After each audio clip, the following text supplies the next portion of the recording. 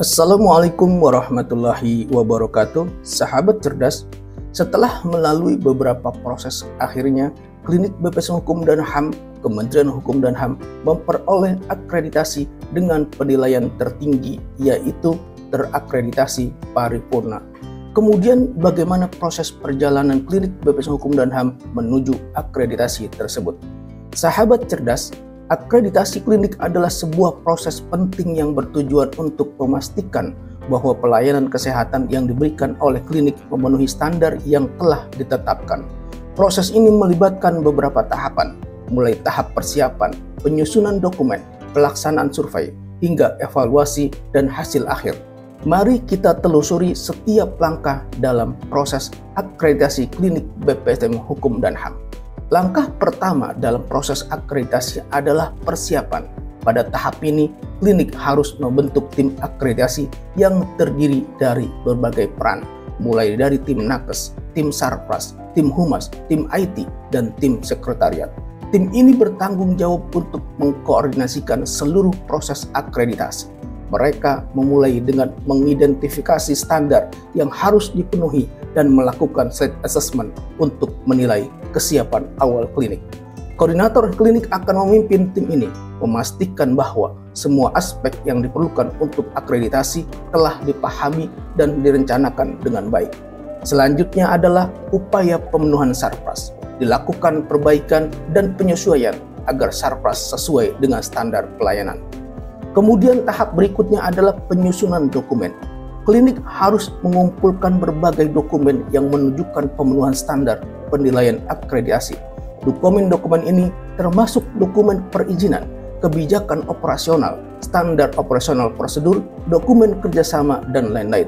Tim harus memastikan bahwa semua dokumen tertata rapi dan lengkap.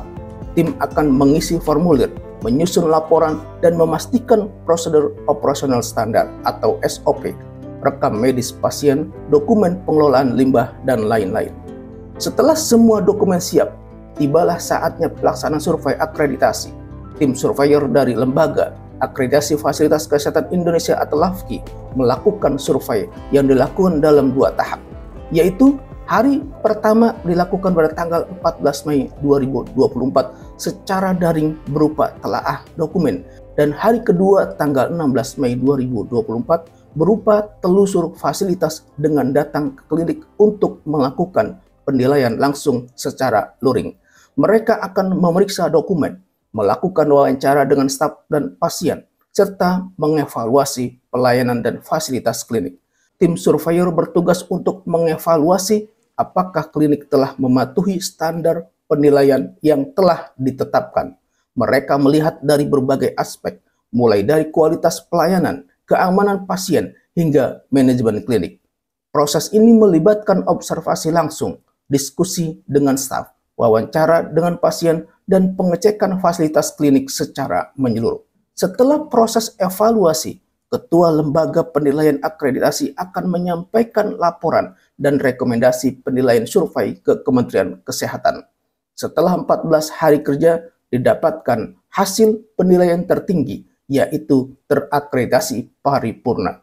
Setelah survei selesai, dilakukan evaluasi terhadap proses dan laporan hasil akreditasi. Koordinator klinik bersama tim akan mendiskusikan hasil survei dan menyusun rencana tindakan untuk perbaikan yang diperlukan.